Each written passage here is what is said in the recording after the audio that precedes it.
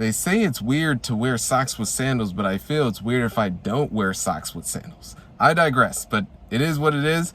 But what I wanted to jump into today is how these strategies changed my business forever on how I find deals. So you'll definitely want to stay until the very end to be able to get those insights.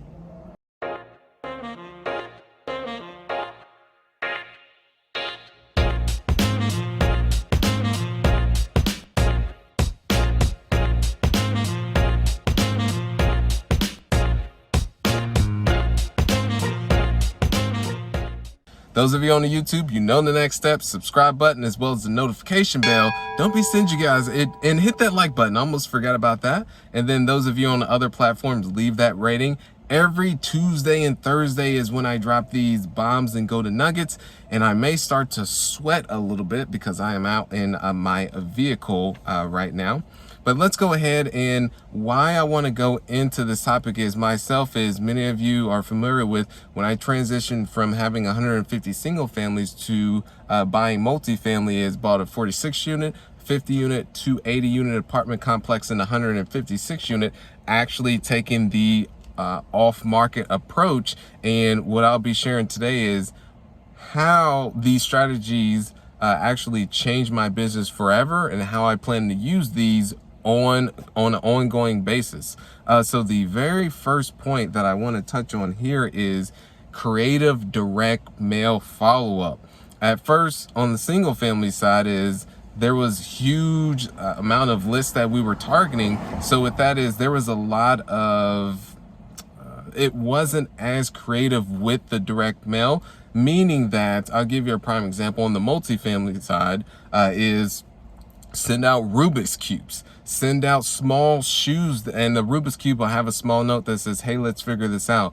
Or send a shoe to an owner, yes, an owner of a property, that says, hey, looking to get my foot in the door. Or even Tylenol to an owner that says, hey, looking to take this headache off your hands. So by our list on the multifamily side being so small, and we're really nurturing the relationships with these owners, is that allows us to be more creative. And then plus these are larger transactions as well, versus on the single family side, it was huge lists. So we were sending blanket as far as our direct mail campaigns that we had, because these were a big database of leads that we were targeting, versus now it's even more niche down, and we can be even more creative with the follow-ups that we use as a way to stay top of mind and do a pattern interrupt for someone that says, oh, this is interesting, a Rubik's Cube. Let me go ahead and try and solve this. And then what you'll do is you'll just simply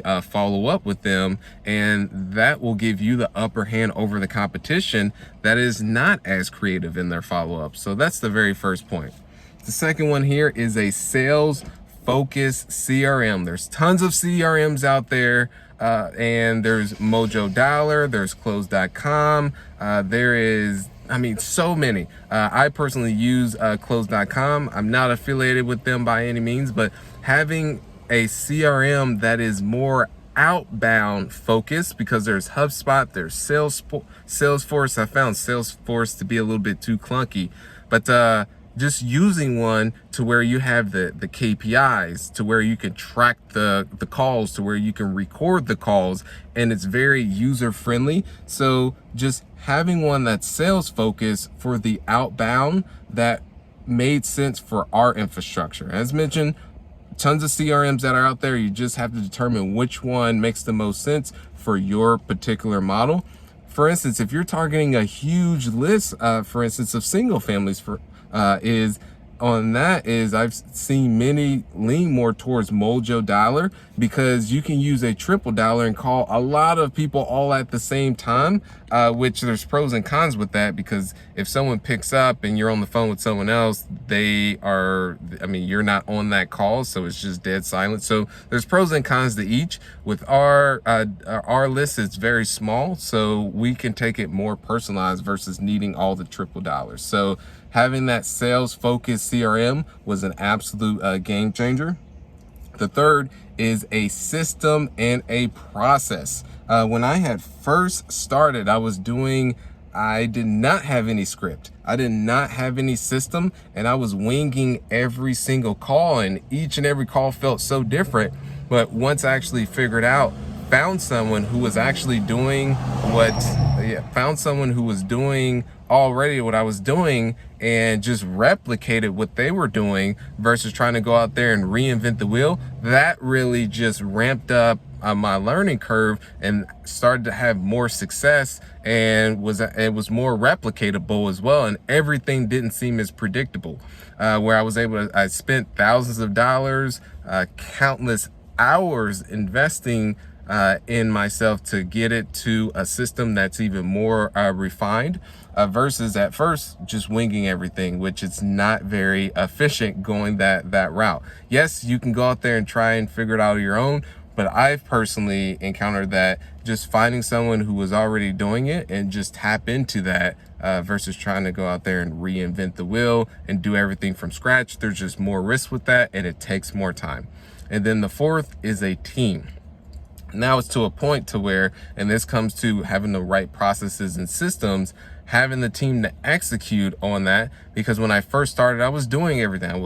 I was doing the skip tracing. I was pulling the leads from the database. I was actually making the calls. I was doing the follow-ups. I was sending the direct mail on top of everything else that I had with the business, with raising money, doing content to bring on investors. So that the acquisition side was just full-time in itself. And then as I started to scale, I needed to start pushing myself up to higher value activities versus making the actual calls. And then that's when it was key, when starting to getting the key people on the team, where now there's 2 acquisitions executives, the ones that are making the calls, and then the acquisitions manager that is overseeing that. But everything is all more so systemized, having a structure in place. There's scripts, when to follow up, what to say on those calls, how to determine someone's motivated versus not motivated. Okay, when they're motivated, these are the types of questions that you'll ask,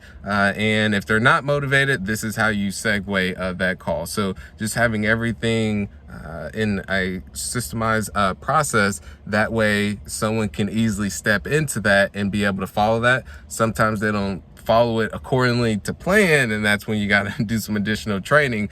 But that just comes with the territory. So just in summary, is the first is the creative base follow-up with the direct mail. The second is a sales-focused CRM. The third is a process and structure. And the last is a team. Vitally important. So we'd like for you to comment below on what has been one game changer in your business that you have learned when it comes to finding deals. Is it creative follow-up? Is it having a script and a structure? Would love to hear from you. And yeah, haven't heard from some of you in a while. You're just going through the content, just behind the scenes. Is go ahead and comment. Reach out to me at Sterling at sterlingwhiteofficial.com. One more time, that is Sterling at sterlingwhiteofficial.com. Would love to hear from you. And if you haven't already, is I do strategy sessions where it's free, where it's anywhere between 30 to 45 minutes, where you would personally be speaking with myself, where we would determine where you're currently at, where you're looking to go, and how to be able to bridge the gap to get you there. In the meantime, have a great one. Thank you so much.